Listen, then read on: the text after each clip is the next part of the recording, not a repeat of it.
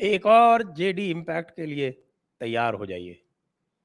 और खबर बहुत बड़ी है और बहुत महत्वपूर्ण है, इम्पॉर्टेंट है। वो क्या है कि पीएफआई के ऊपर जल्दी ही बैन लगने वाला है। जो रिपोर्ट आ रही है वो कह रहे हैं कि अगले हफ्ते ही लग सकता है। और इसके लिए आप जानते हैं सबसे पहले इसकी मांग किसने की थी? यद्यपि तो बहुत सारे स्टेट्स भी कर रहे थे, लेकिन अभी जिसको बोलते हैं हम रीसेंट पास्ट यानी निकट भूतकाल में ये मांग सबसे अधिक जोर शोर से जयपुर डायलॉग्स ने उठाई थी। क्योंकि हम सब जानते हैं कि पीएफआई के कहाँ कहाँ के दंगों में हाथ है। बेंगलोर के दंगों में हाथ है, दिल्ली के दंगों में हाथ है, हाथरस में ये घुसने वाले थे, ये जो रामनवमी वाले सारे दंगे हो रहे हैं इसमें इनका फुटप्रिंट है। जगह जगह पे जहाँ भी प्रॉब्लम्स हो रही है वहां पर है। आज ही पीएफआई के एक पदाधिकारी ने धमकी दी है कि अगर आपने लाउड स्पीकर और मदरसों को छूने की भी कोशिश की तो पीएफआई वहां पहुंच जाएगी। मतलब पीएफआई आतंकवाद का दूसरा पर्याय भारत में बनना चाहती थी और बन गई है। और इसका मुख्य कारण ये है कि पीएफआई को बैन करने में इतना समय लगाया गया। सोच यह था कि यदि हम इसको बैन लगा देंगे तो हम इसके कार्यकलापों की जानकारी नहीं कर पाएंगे। ये सोच शुरू से गलत था। गलत इसलिए था क्योंकि यदि आप इसके ऊपर बैन लगा चुके होते तो इसके साथ में एसोसिएटेड जितने भी लोग हैं जिन्होंने हिजाब आंदोलन चलाया, जिन्होंने आपका दिल्ली राइट्स किए, जिन्होंने जामिया में नाटक किए, जिन्होंने एएमयू में नाटक किए, जिन्होंने रामनवमी में सारी तमाशेबाजी की, चाहे वो खारगोन हो, चाहे वो करौली हो और चाहे वो कोलार हो, सब जगह इसके फुटप्रिंट्स पाए जा रहे हैं। और आप कह रहे हैं कि साहब कि नहीं, अगर हम इसको बैन कर देंगे तो हमारे पास जानकारी का अभाव हो जाएगा। जानकारी तो सबके पास है और जानकारी यदि आप लेना चाहें तो जानकारी लेने के लिए कुछ नहीं करना है, आपको केवल मस्जिदों में इन्फिल्ट्रेट करना है।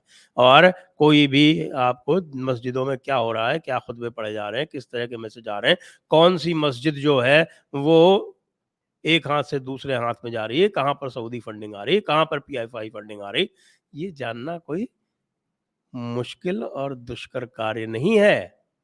लेकिन ये एक लगातार बहाना दिया जा रहा था। मुझे लगता है ये बहाना इसलिए दिया जा रहा था कि हमारी सरकार जो है वो सीएए का जब आंदोलन हुआ उसके बाद से लगातार बैकफुट पर क्यों है, हम नहीं जानते। बैकफुट पर सबसे पहले गई मौलाना साद के मामले में, उसके बाद गई सीएए में और इस समय 370 में पूरी तरह जितने भी गेन्स किए थे, उन पे सब पे रोल बैक हो रहा है। वो तो भला मानिए कि जयपुर डायलॉग्स और हमारे कुछ साथियों ने वो बशीर अहमद और फारूक अहमद का बंडा फोड़ दिया और इतना प्रेशर पड़ा कि उनको हटाना पड़ा। वरना एडवाइजर टू लेफ्टिनेंट गवर्नर जो थे वो सबसे बड़े सॉफ्ट सेपरेटिस्ट, सबसे बड़े करप्ट लोगों में से जो वहां पर जिन्होंने हजारों करोड़ों की संपत्ति बना रखी है वो थे।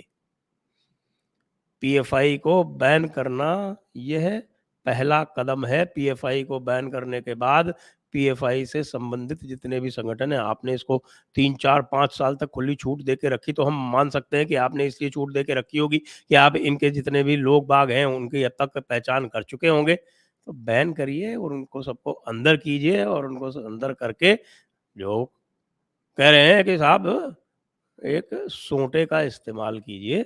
ये वो लोग नहीं हैं जो सीधी उंगली से घी निकलने देंगे। इनके लिए तो उंगली टेढ़ी ही करनी पड़ेगी। पीएफआई का बैन उस उंगली टेढ़ी करने के प्रोसेस का आरंभ है, शुरुआत मात्र है। ऐसा हम मान के चलें तो उचित रहेगा। और ऐसा करते ही आप देखेंगे कि किस तरह से इस्लामियों के जो भारत में ग़ज़वाए हिंद की तारीख़ लाना चाहते हैं, जो भारत में ग़ज़वाए हिंद के सपने देख रहे हैं, जो भारत में इस्लामी निज़ाम के निज़ाम मुस्तफ़ा के सपने देख रहे हैं, उनको तो झटका लगेगा ही। जो लोग इसके विरुद्ध खड़े हुए हैं इस समय और आपके साथ खड़े हुए हैं, यानी केंद्र सरकार के साथ खड़े हुए हैं, उनको भी एक नैतिक बल मिलेगा और निश्चित रूप से इससे देश का, राष्ट्र का, समाज का, संविधान का, सबका भला होगा। जय हिंद, वंदे मातरम।